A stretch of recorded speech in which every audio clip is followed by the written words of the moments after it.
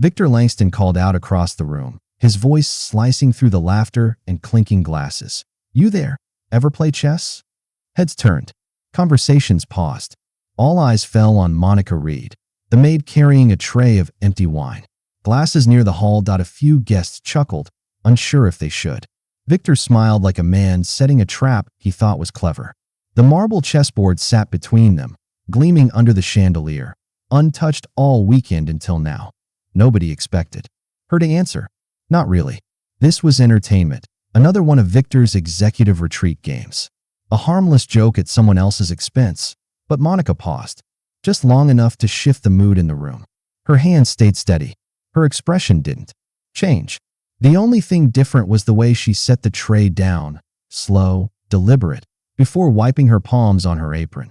"A little," she said, her voice low but clear. Some guests laughed, waiting for the spectacle to begin.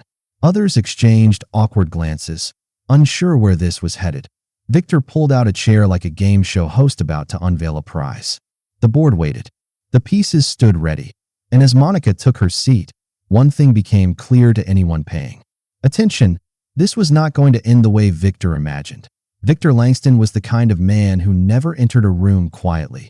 Everything about him, his tailored suits, his watch that cost more than most people's cars, even his smile, was designed to draw attention.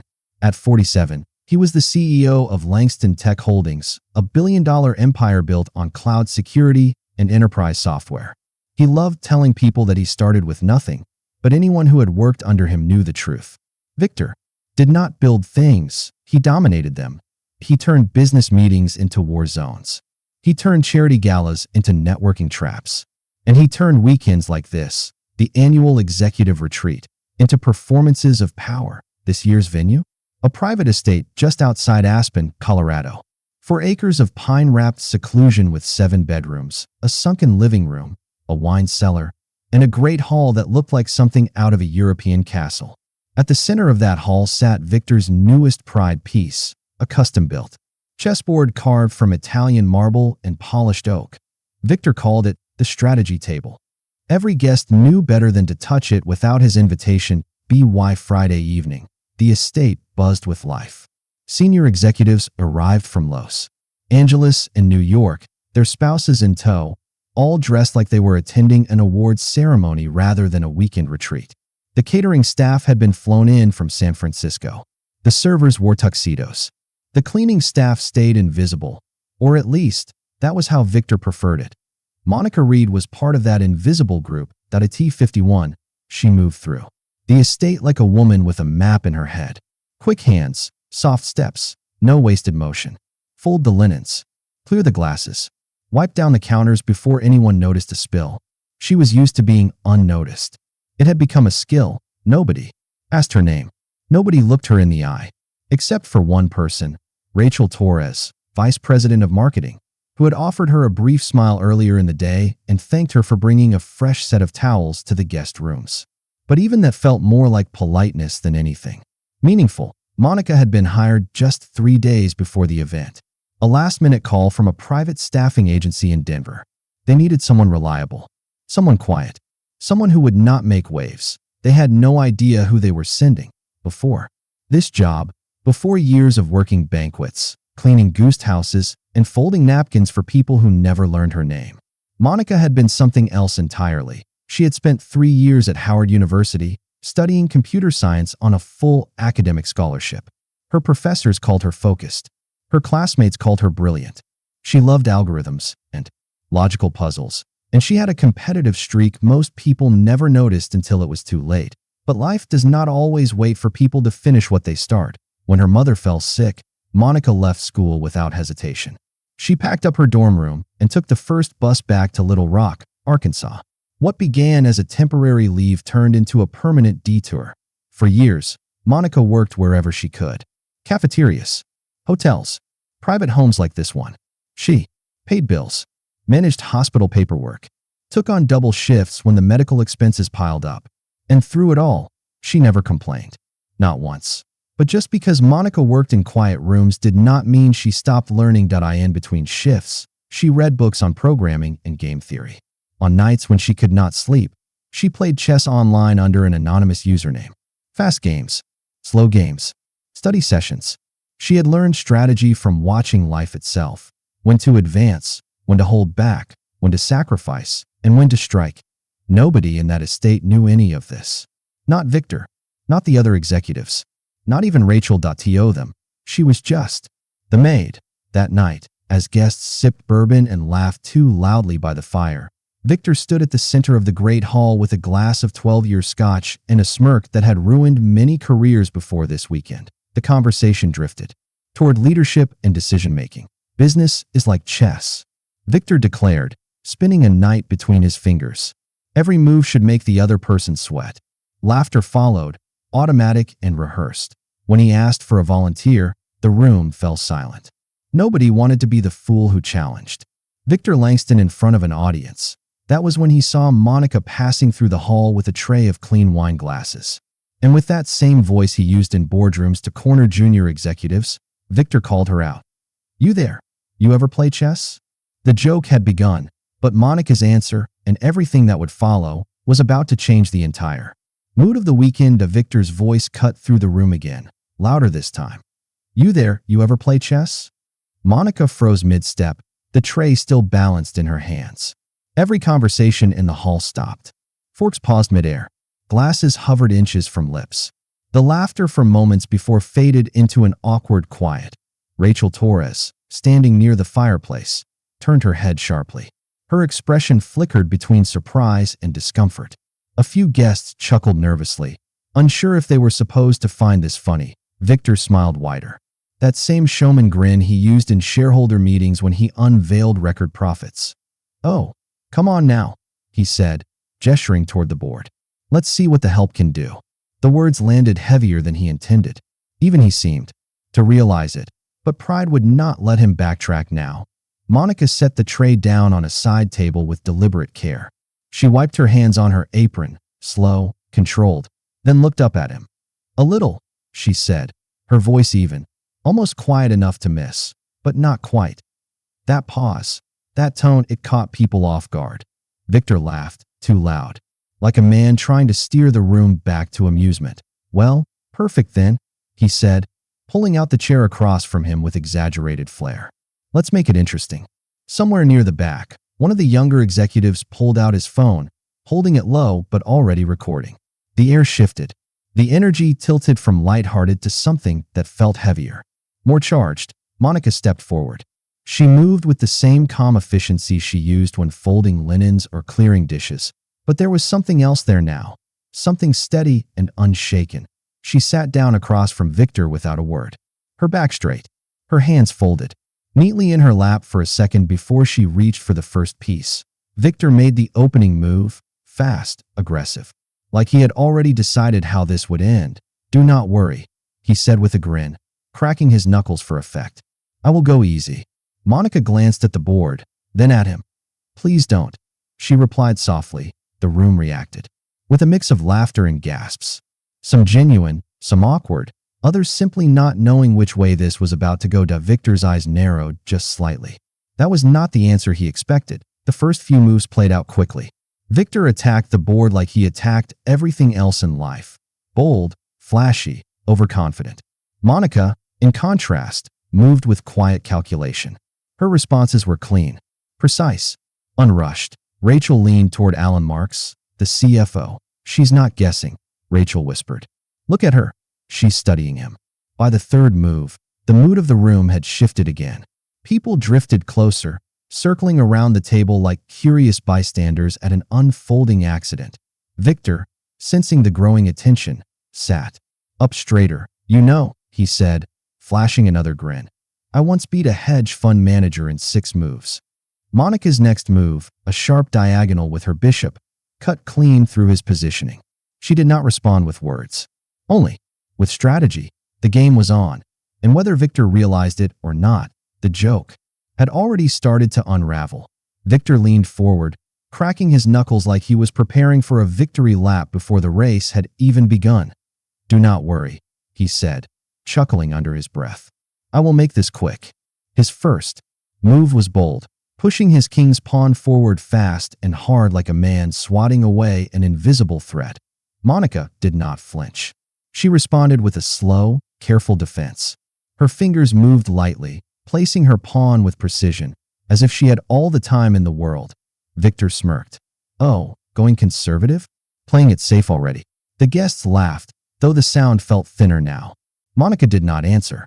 She simply sat there, watching the board, eyes sharp and clear like she had seen this game 100 times before. By the third move, Victor began narrating his play like he was hosting a business seminar. "This is called the Italian game," he said loudly enough for the whole room to hear. "Old school, classic. They teach it in beginner books." Monica moved her knight across the board without hesitation. No reaction, no smile, just focus. Rachel leaned toward her husband, David, whispering just loud enough for a few people nearby to catch. "She is not guessing. Look at her face, she is reading him." Victor sensed the mood shifting. He cleared his throat and laughed, glancing around the room. "You know," he said, trying to steady the energy, "I once took down a hedge fund manager in 6 moves flat. Poor guy never saw it coming." Monica answered with a clean diagonal slide of her bishop. It was a quiet move, but it shut down half of Victor's attack line. Victor squinted at the board. "You sure you have not played before?" he asked on Monica's. Voice stayed soft but steady. "I played a little in college." A few heads turned at that. Victor raised an eyebrow. "Oh yeah? Where?" "Howard," she said simply. That got a few people's attention. Howard University, one of the country's most respected historically black colleges. Victor shifted in his seat. "Computer science," she added. "Full academic scholarship." Somewhere near the back, Ethan, one of the junior analysts, muttered under his breath, "Damn." Victor blinked, his smile faltering for just a second. "And now you're doing this?" He gestured vaguely at her uniform, at the tray she had set down earlier. Monica did not flinch. "My mother got sick," she said. "I left before graduation to take care of her. Never went back." Her next move trapped Victor's entire left side. A tight, clean defense that cut off his queen. The room went quiet. Victor scratched his chin, suddenly unsure of his next play. Monica's voice came again. Calm, steady, like she was just stating facts. "You do not have to do something forever for it to matter." Victor stared at her for a long second, caught off guard by the weight of her words. This was no longer just a casual game for laughs. He pushed his queen forward aggressively, trying to regain space. Monica answered with a quiet pawn move, simple, precise, and dangerous. "You trap yourself when you do not respect the board," she said softly. That line hit harder than anyone expected. Victor laughed nervously. "Oh, quoting Sun Tzu now?" He joked. Monica's eyes stayed steady. "No," she said. "My uncle taught me that. He worked at a tire shop in Memphis. Played chess on milk crates outside during his breaks." That landed like a punch to the gut, more than Victor could carry. The guests shifted uncomfortably, some stepping closer to the board, others crossing their arms, waiting. Victor glanced back at the board, eyes darting between his rook and bishop. Something was wrong. His queen was cornered. His knight was pinned. His rook had no room to breathe. Rachel's hand covered her mouth as she whispered to David, "She has got him boxed in. Look at the center." Victor's breathing grew uneven. "Wait, hold on," he mumbled. Monica sat still. She did not move, did not fidget, just waited. Alan Marks, the CFO, leaned in too. Even the servers passing by slowed their steps, watching. Monica reached forward, moved her rook across the board, and said just one word, "Check." Victor's eyes widened. The guests gasped. No one spoke, trying to laugh it off. Victor clapped his hands together. All right, you have got some moves," he said, forcing a grin. "Maybe I underestimated you." Some of the executives chuckled, but it was weak and uncertain. "But let's be real," Victor continued, voice louder, trying to reclaim the energy. "One check doesn't mean much. This game is far from over." Monica nodded slightly. "Of course," she said. "Take your time." Victor shoved a pawn forward, blocking. The move was clumsy, too reactive. "You should have castled," Monica said simply, moving her knight with ease. Alan tilted his head. "He is getting trapped," he whispered. Rachel took another step closer. "She is building a trap. Look." At the back row, Victor heard them. His jaw tightened. Monica's voice came again. low but clear. The board does not care who you are, Mr. Langston. It only reflects how you think. The room felt like it shifted on its axis. The weight of her words settled like a stone in everyone's chest. Victor opened his mouth to respond, but hesitated. Wait, let's pause a second, he said, holding up his hand.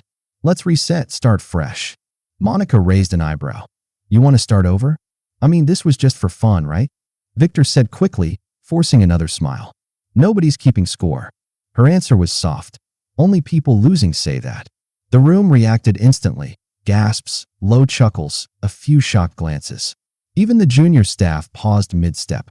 Ethan, standing near the back, shook his head. She's not playing with him. She's playing through him. Victor's cheeks flushed. All right then, he snapped. Let's go. Monica moved again. Her knight slipped into a position that pinned Victor's rook between her bishop and queen. Rachel whispered, she's closing in. Victor leaned forward, beads of sweat starting to show on his forehead. The tension in the room grew unbearable. Victor tried another move, a desperate queen slide. But the more he scrambled, the worse his position became. Monica's next words landed like a final blow before the end. You didn't respect the board, and you didn't respect me. No anger, no heat, just truth. The room stood in absolute silence. Even Victor's closest friends had nothing left to say. His king sat in the open, his defense shattered. The only thing left was checkmate. Victor stared at the board like it had betrayed him. His fingers hovered above his bishop, then drifted to his knight, then back again. Like he was searching for a future that no longer existed. A dry laugh escaped him, but there was no humor in it now. You have got to be kidding me, he muttered under his breath.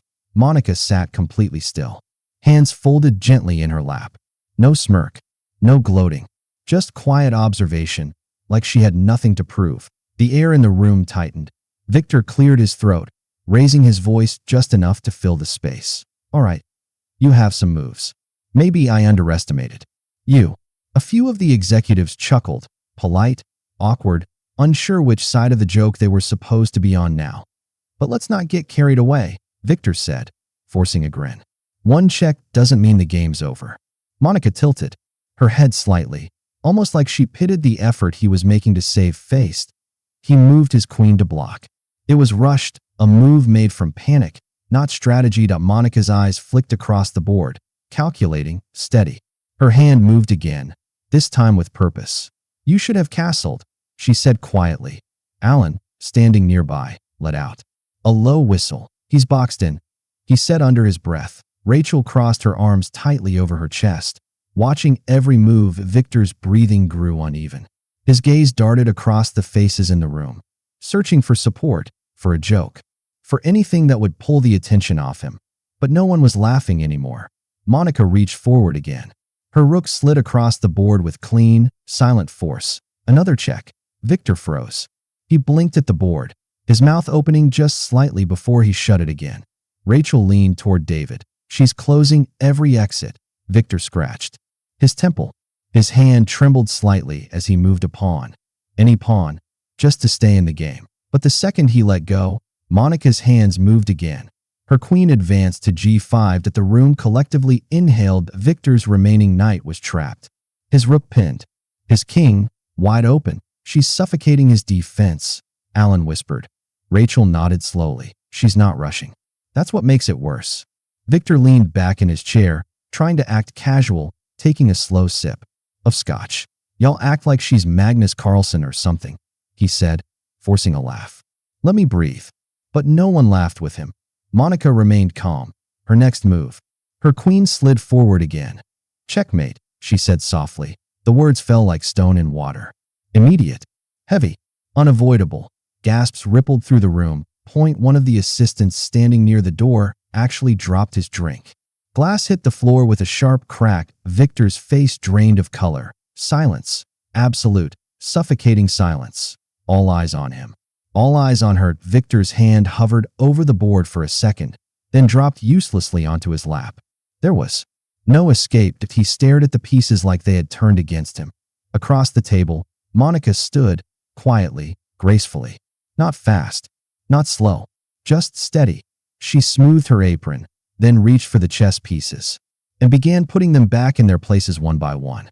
Silent, focused, like resetting the board was just part of her job. Victor stayed seated, frozen, his drink still untouched.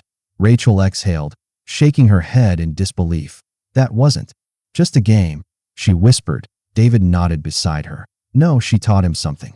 And with that, Monica turned and walked away, leaving the room, and leaving every person in it, sitting with the truth they had just witnessed. That night, long after the guests had gone to their rooms and the kitchen lights dimmed, Victor stayed seated by the fireplace. His drink sat untouched, the chessboard still there, frozen mid-reset. Monica had quietly placed the pieces back where they belonged before leaving the room. She had done it without being asked, without making a scene. Victor stared at the board like it held answers he did not know how to find. The laughter from earlier in the day was gone.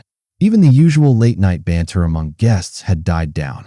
All that remained was silence, and the feeling that something inside him had cracked wide open. That he thought back to every smirk, every joke he had made at Monica's expense. He remembered the way he had pulled her into that game, not as an equal, but as entertainment. But she had not raised her voice. She had not argued. She had simply played and won.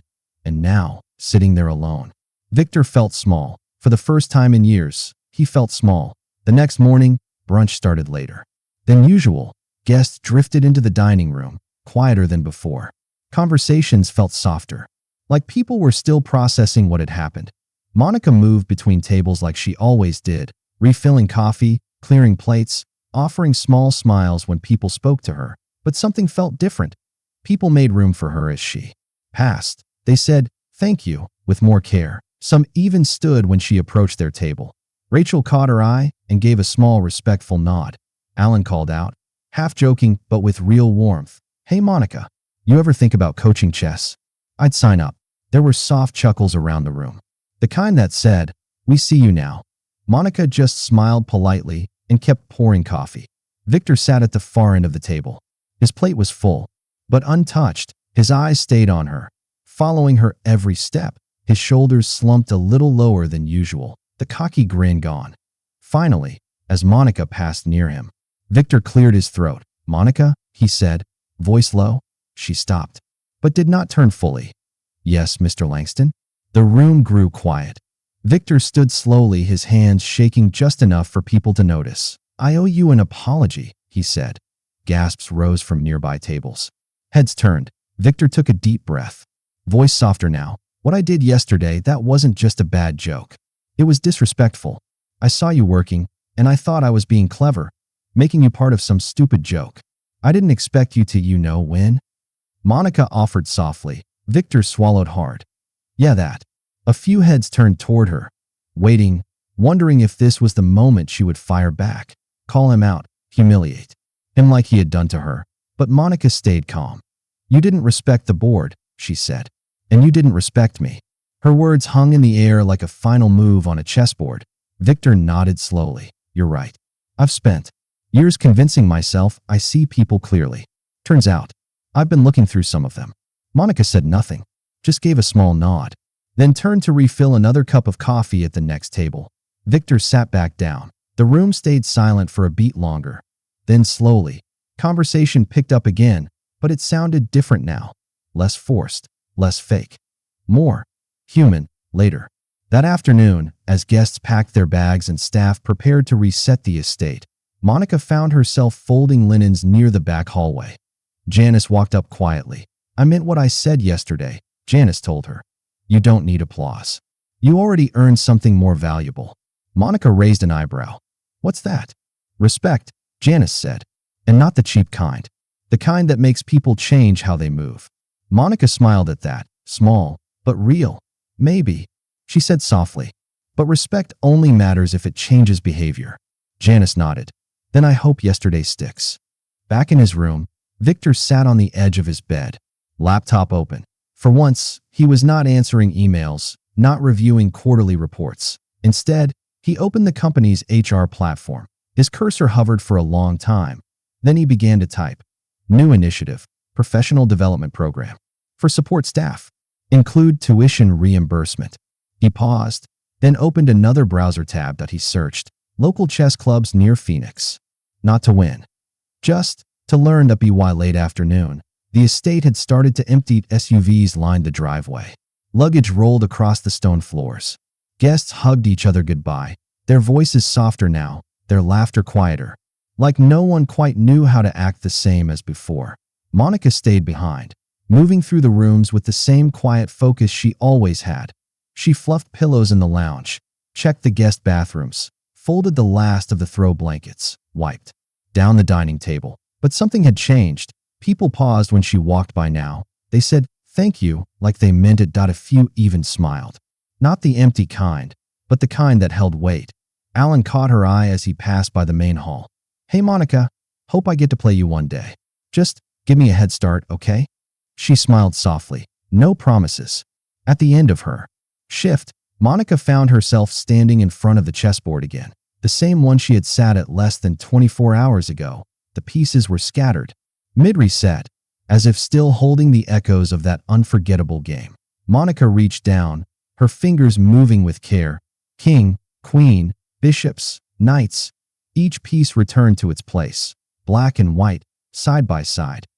Equal, waiting for the next set of hands to make the first move. For a second, she paused. Her fingers rested on the queen, the same piece she had used to corner Victor's king.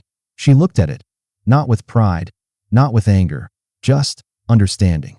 Then, without fanfare, she set the queen upright, perfectly centered, and turned away.